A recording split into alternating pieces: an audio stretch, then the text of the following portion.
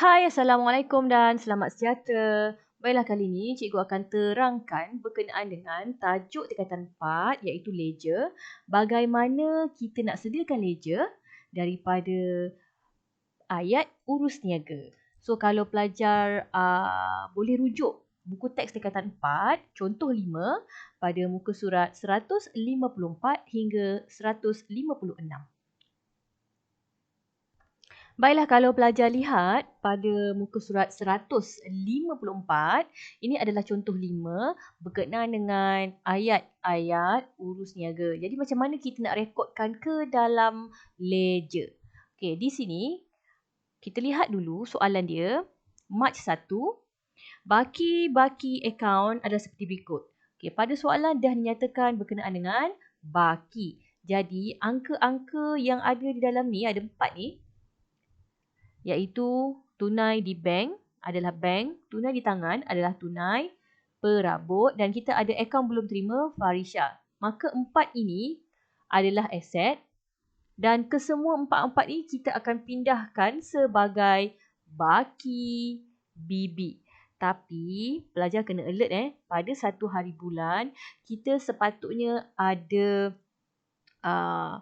rumus persamaan yang kita kena follow, iaitu aset sama dengan equity tambah liability. Walau bagaimanapun, pada soalan ini, catatan pembukaan, kalau kita lihat yang pertama sekali, liability tak wajib wujud, tak wajib ada. Tetapi bagi aset, kena ada dan equity kena ada.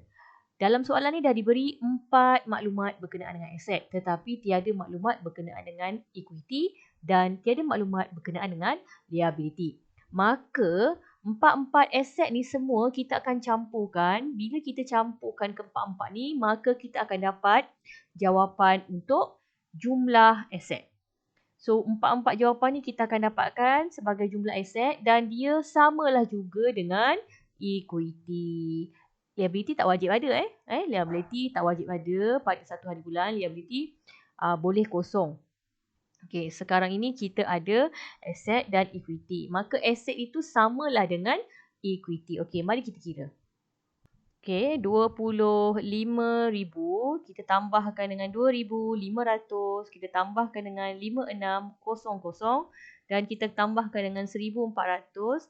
Jadi kita dapat total aset adalah total 4 aset ni adalah sebanyak 34,500. Jadi total 34,500 ni kita akan jadikan dia sebagai modal. Okay, kalau pelajar rujuk pada buku teks, dalam buku teks ni di sebelah bawah contoh 5 ni, okay, saya paparkan di sebelah kanan lah supaya senang kita nak buat seiring. Okay, di bawah-bawah ni kita tak jumpa akaun modal. Tapi sepatutnya akaun modal perlulah ditunjukkan bersama. Okay, jadi kalau ada ruang tempat, kamu buatlah akaun modal. Okey, boleh je tambahkan satu lagi akaun modal dan kita jadikan bentuk T. Okey, so di sini kita akan tulis dia sebagai Mac 1 baki BB 34500 di sebelah kredit. Okey, sebab apa? Sebab yang lain-lain ni semua adalah aset. Aset ni semua akan berada di sebelah debit. Dan equity kedudukannya untuk akaun modal ni memang berada di sebelah kredit. Okey, jadi kita akan masukkanlah. Kita akan masukkan yang pertama iaitu tunai di bank sebanyak 25,000 dan tunai di tangan iaitu tunai. Okay, ini adalah bank, ini adalah tunai. Kedua-dua ini kita akan masukkan ke dalam buku tunai. Okay, kenapa masuk dalam buku tunai? Sebab bank dengan tunai ni sebenarnya adalah daripada akaun tunai dan akaun bank yang telah dikahwinkan, duduk dalam satu rumah banglo bernama buku tunai, villa buku tunai. Okey, so kita akan buatlah buku tunai. Okay, contoh ada jawapannya pada buku teks lah, muka 154 di bawah soalan contoh 5 ni. Kita akan masukkan di sebelah debit sebab dia adalah aset. Jadi baki BB kita akan masukkan. Kita akan tulis 2,500 untuk tunai dan 25,000 untuk bank. Okey, selesai yang itu, kita akan terus pergi pula kepada perabot. Okey. Perabot ni kita nak kena buat apa? Kita kena sediakan akaun perabot. So, di bawah buku tunai ni kita ada ledger arm. Kita ada ledger arm yang diberi nama akaun perabot. Okey, so kita masukkan nilai baki BB di sebelah debit RM5,600. Dan ada satu lagi iaitu akaun belum terima Farisha. So, akaun belum terima Farisha ni adalah hutang ya. Sebab akaun belum terima ini berlaku apabila kita membuat jualan. Jadi dia akan disusun di dalam ledger jualan. So ini ledger arm. Kita susun semua ledger arm dekat sebelah atas. Kemudian di bawah agak-agak lah berapa banyak. Biasanya kita akan letak di helaian yang belakang. Okay, ruang untuk ledger belian dan ruang untuk ledger jualan. Jadi memandangkan Farisha ni adalah ledger jualan. So kita akan letak di ledger jualan sebagai akaun belum terima Farisha. Okay. Tapi dalam SPM, dia tak adalah suruh kamu asingkan. Kamu buat ledger tu, lepas perabot tu kamu tu letak Farisha kat bawah pun tak ada masalah. Okay. Sebab dia tak ada spesifik lah mesti asingkan yang mana ledger belian, yang mana ledger jualan, yang mana ledger arm. Dia tak ada minta pengasingan seperti itu. So kita masukkan Farisha adalah aset semasa sebab dia adalah akaun belum terima. Maka kita akan letakkan baki dia di sebelah debit dan kita akan tulislah angka dia 1,400. So habis untuk nombor 1. Okay, habis untuk nombor 1. Okay. 3 hari bulan. Pada 3 hari bulan, membeli barang niaga daripada Amisha Collection. So, di sini adalah Amisha Collection. Dia katakan secara kredit. Okay, saya padam yang lain kejap. Bila dia kata Amisha Collection secara kredit, kredit ni maksudnya hutang. So, kalau awak nampak dia kaitkan dengan hutang, secara automatiknya dalam ledger nanti, kita akan tulis nama orang yang berhutang ni, okay? Iaitu Amisha Collection. Bukan orang yang berhutang, kita hutang dekat dia sebab kita beli barang dengan Amisha Collection. So kita beli apa? Kita beli barang niaga. Barang niaga ini adalah barang kedai. Okay, barang niaga ini adalah barang kedai. Jadi kita beli barang niaga, secara automatik kita akan tulis dia sebagai belian. Apabila kita beli barang, belian akan bertambah. Bila belian bertambah, kita akan letakkan belian di sebelah debit. Jadi kalau kamu lihat pada jawapan di buku teks, kamu akan nampak dia akan letakkan 4,500 di sebelah debit akaun belian. Dan kita akan tuliskan dia sebagai Amisha Collection. Akaun belum bayar Amisha Collection. Sebab apa kita tulis nama Amisha Collection ni? Sebab hutang. Kalau kita bayar tunai, dia akan tulis tunai. Kalau kita bayar dengan cek ataupun bank, dia akan tulis bank. Tapi kalau berhutang, kita akan tulis nama kedai tersebut di akaun belian. Jangan tulis nama kedai sendiri. So, bagi soalan ini, nama kedai kita, kedai sendiri adalah Kedai Tudung Rosidah. So, jangan tulis nama kedai sendiri dalam mana-mana butiran. Sebab kita tak akan beli dengan diri sendiri. Kalau kita beli dengan diri sendiri, tak payahlah kita buka kedai kan. Kita kan nak untung. Okay, so tengok. Kita dah debit akaun belian. Jadi kita kena kredit apa? Kita akan ambil balik nama yang ada di dalam butiran ini. Iaitu Amisha Collection. Di dalam Amisha Collection ni, okay, pada ledger belian, okay, kita akan masukkan di sebelah kredit 4,500 dan kita akan tulis balik. Tulis kembali butiran dia belian. So pelajar kena alert lah. Okay, ledger ni dia mesti berpartner. Debit dan kredit. Kiri dan kanan. Kanan dan kiri. Kredit dan debit. Dan tulis balik nama sesama sendiri. So kalau tadi Amisha Collection ni dia tulis belian. So dalam akaun belian kita akan tulis balik akaun belum bayar Amisha Collection. Okay, selesai 3 hari bulan. Kita akan terus pula dengan 4 hari bulan. Jadi kalau 4 hari bulan, memulangkan barang niaga. Barang niaga adalah barang kedai. So bila dia kata memulangkan barang niaga, siapa yang pulangkan? Kita. kita memulangkan barang niaga. Tengok nombor 3. Kita beli daripada Amisha Collection. Sekarang ni barang tu rosak. Dan kita akan pulangkan kembali. Jadi ini nama dia pulangan belian. Bila kita memulangkan barang belian, so bila kita buat pulangan belian, barang tu akan kita kembalikan kepada pihak sana. Jadi barang tu akan keluar, barang tu akan berkurang. Bila barang tu akan berkurang, pulangan belian kita akan letakkan di sebelah kredit. So kita tengok jawapan pulangan belian ni. Kita susun dia di dalam sebagai kredit RM150 dan kita akan tulis nama siapa yang kita pulangkan. Kita pulangkan kepada Amisha Collection. So kita akan tulis nama Amisha Collection. Dan kalau ini pulangan belian kredit, Amisha Collection tadi kita akan letakkan pula di sebelah debit dengan nama pulangan belian seperti ini. Kita letakkan sebelah debit 150 pulangan belian. Okey, selesai ni. Satu debit dan satu kredit. Next, kita ada 6 hari bulan.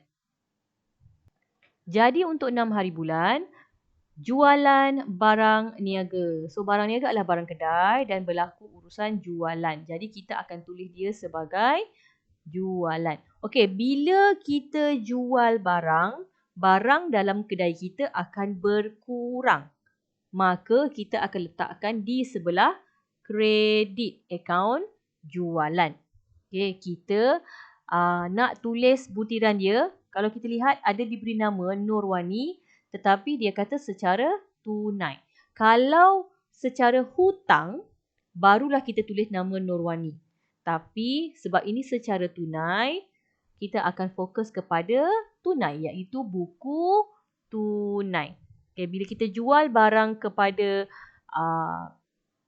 orang ni secara tunai, jualan barang itu akan keluar, jadi jualan kredit, duit kita akan masuk. Maka buku tunai kita iaitu tunai akan diletakkan di sebelah debit. So ada satu debit dan satu kredit. Okey, tengok jawapan di sebelah.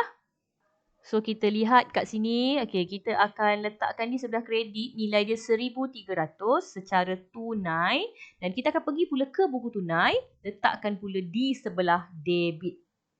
Seperti ini. Di sebelah debit, kita akan tulis jualan dan letakkan di lorong tunai sebagai 1,300. Okey, selesai yang ni. Kita akan terus tengok pula kepada 10 hari bulan.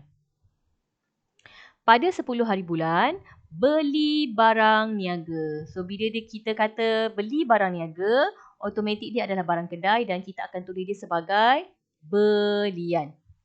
Bila kita beli barang, belian kita, barang kita tu bertambah. Maka dalam akaun belian, kita akan letakkan di sebelah debit dan kita akan tuliskan butiran dia sebagai tunai. Dan di dalam buku tunai iaitu ruangan tunai, sebab kita beli barang, maka duit kita keluar, duit kita akan berkurang. So kita akan letakkan di sebelah kredit. Okay, tengok kita punya belian. Okay, di sini kita akan masukkan di sebelah debit RM500 dan kita akan tulis sebagai tunai. Dan pada buku tunai iaitu tunai, kita akan tuliskan tarikh dia 10 hari bulan. Butiran akan tulis balik nama belian tadi dan kita akan letakkan di bahagian lorong tunai sebanyak RM500. So habis untuk 10 hari bulan. Next, kita akan pergi pula kepada 12 hari bulan. So untuk 12 hari bulan, Farisha menyelesaikan baki hutang dengan cek. So, bila sebut cek, dia adalah buku tunai iaitu bank. Farisha nak settlekan hutang dia dengan kita. Jadi, duit kita masuk. Bila duit kita masuk, bank akan letakkan di sebelah debit. So, kita pergi tengok buku tunai kita. Dia akan masukkan di ruangan debit 1,400. Okay, kenapa dia tulis Farisha dekat sini? Sebab dia kata Farisha menyelesaikan hutang. So, bila dia sebut hutang, hutang, pastikan kita akan tulis balik nama pihak yang lagi satu, iaitu Farisha di sini. Okey, dan kalau buku tunai ni debit, maka Farisha kita akan letak pula di sebelah kredit dan tulis balik nama dia bank.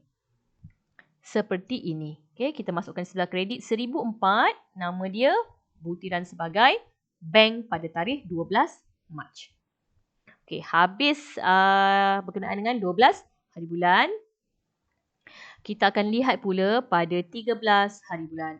So, untuk 13 hari bulan, jual barang niaga. Okey, bila dikata barang niaga, so kita akan tulislah nama dia sebagai jualan.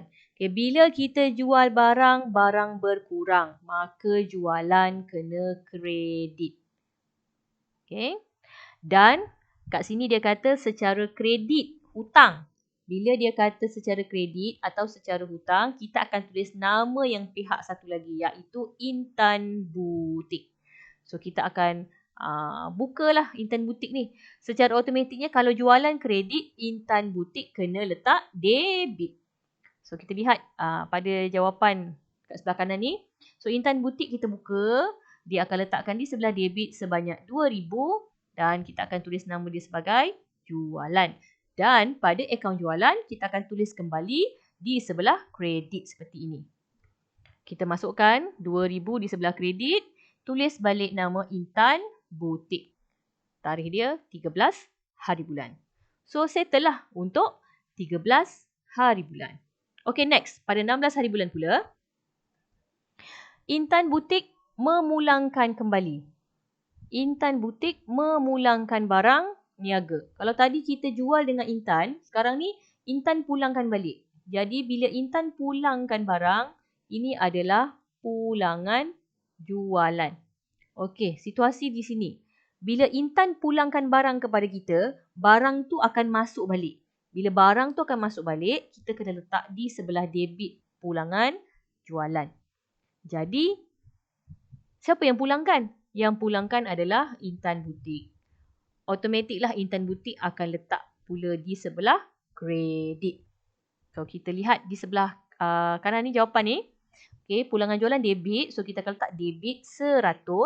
Tulis balik nama Intan Butik. Dan pada Intan Butik, kita akan letak di sebelah kredit, tulis kembali RM100 dan butiran dia sebagai pulangan jualan. So, ini untuk tarikh 16 hari bulan. Next, pada 18 hari bulan, pemilik membuat ambilan barang. Pemilik itu siapa? Pemilik itu kita lah. Okey, kita membuat ambilan barang niaga. Barang ni kita beli. Tapi tak sempat nak dijual, barang tu telah diambil keluar. Jadi, barang niaga ini adalah belian. Tak sempat jual, barang tu dah diambil keluar. Maka belian kita akan berkurang. Dan kita akan letak belian ini di sebelah kredit. Dan partner dia, okay, soalan kat sini kata kegunaan sendiri. So, bila kegunaan sendiri, kita akan guna ayat ini.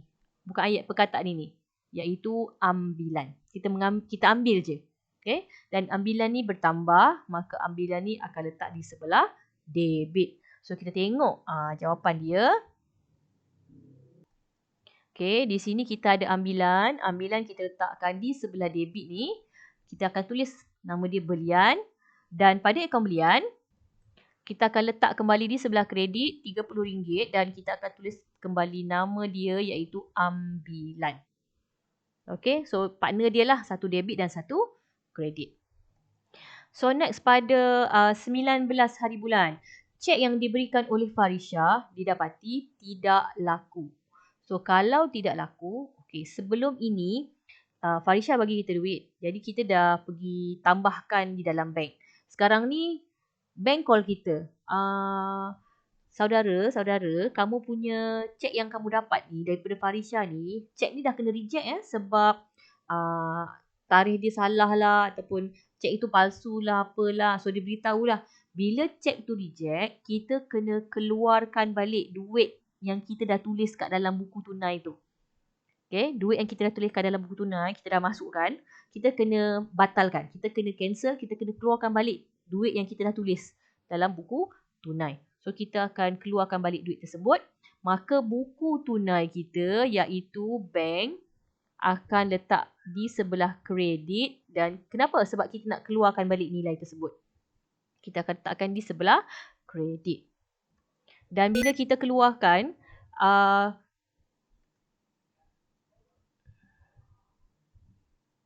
kita akan letak di sebelah kredit. Kita akan tulis nama Farisha ni. Okay, kenapa?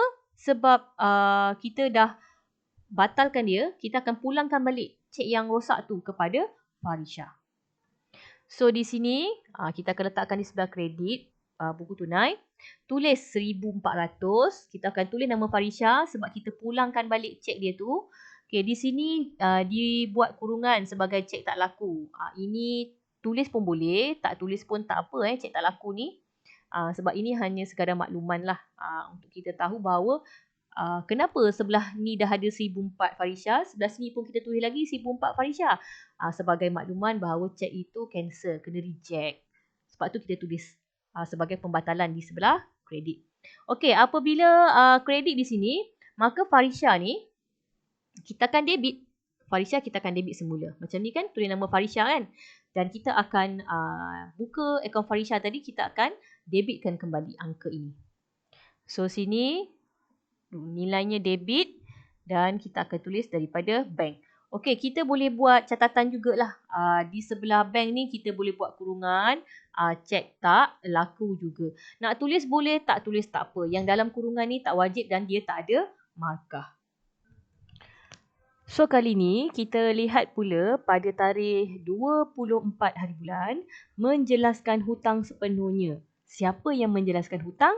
Kita. So kita akan menjelaskan hutang sepenuhnya kepada Amisha Collection dengan cek. So bila dia kata cek, maknanya buku tunai dan ini adalah bank. Okey.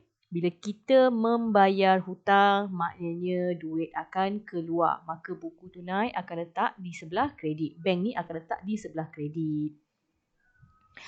Dan kalau kita lihat di sini, dia kata hutang. Okay, bila dia kata hutang, maka kita kena tulis Amisha Collection. Jadi pada buku tunai di sebelah kredit akan dimasukkan part 350 dan ditulis sebagai Amisha Collection. Okey, sama juga apabila buku tunai ni kredit, maka kita akan letakkan di sebelah debit pula pada Amisha Collection.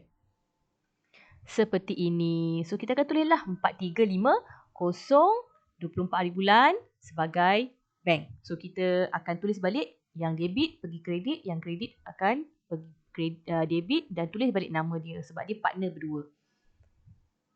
Seterusnya kita lihat pada 25 hari bulan. Okey, membayar kadar bayaran dengan tunai. Jadi bila kita bayar tunai, kita punya buku tunai iaitu bahagian tunai akan letakkan di sebelah kredit sebab duit keluar dan kita akan tulis sebagai kadar bayaran di dalam butiran. Bila tunai ni kredit, maka kadar bayaran ni kita akan letak di sebelah debit. So kita akan masukkanlah yang buku tunai ni dah ditulis sebagai kadar bayaran 25 hari bulan, 200 tunai. Dan kita akan letak pula di sebelah kredit pada kadar bayaran. Seperti ini dan kita akan tulis semula tunai. Okey, 28 hari bulan pula. Membayar sewa kedai dengan cek. Okey, kalau cek ni maksudnya buku tunai lah. Di sebelah bank, iaitu bila kita kata kita bayar, maknanya duit bank akan keluar. Maka kita akan letakkan bank di sebelah kredit dan butirannya kita akan tulis sebagai sewa kedai ataupun sewa. Dan kita akan letakkan di sebelah debit pula untuk sewa. Jadi kita lihat dekat akaun sewa ni, okey, dah dimasukkan debit dan ditulis sebagai bank. Dan di bank pula, di sebelah kredit telah dimasukkan 1,005 dan ditulis kembali sebagai sewa. Okey, next 30 hari bulan. 30 hari bulan adalah membayar gaji pekerja secara tunai. Jadi bila dikata tunai, ini adalah buku tunai dan kita akan letakkan di sebelah kredit lah sebab duit keluar kan. Dan gaji pekerja ni ataupun gaji saja kita akan letakkan sebagai debit. Seperti ini kalau kita lihat, okey di sebelah kredit 600 tulis tunai, 600 tunai dan ditulis sebagai gaji. Dan pada akaun gaji, kita letak di sebelah debit dan tulis kembali sebagai tunai. Dan pelajar kena alert lah. Okey, bila dia kata, kalau pelajar lihat kat sini dia kata gaji pekerja kan. So kita akan tulis sebagai gaji. Di dalam ini kita tulis gaji dan pada buku tunai juga mesti sama kita tulis gaji.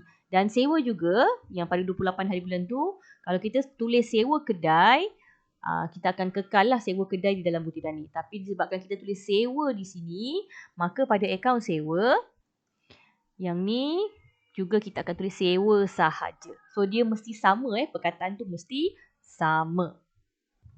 Jadi bila kita dah selesai buat semua ledger-ledger, apa yang kita kena buat? Kita kena tutup semua ledger ni. Cara menutup ledger kita akan mulakan dengan buku tunai. Kita akan kira tunai dulu yang di sebelah debit. Kita ada 2500 tambah 1300. So sama dengan 3800 di sebelah sini.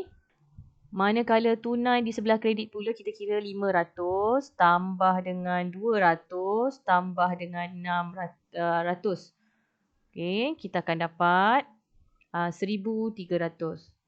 Jadi, di sebelah debit ada 3,800, di sebelah kredit ada 1,300. Nilai mana yang banyak? Yang banyak adalah 3,800 sebab tu kita akan tulis 3,800 di kedua-dua buku tunai. Okey.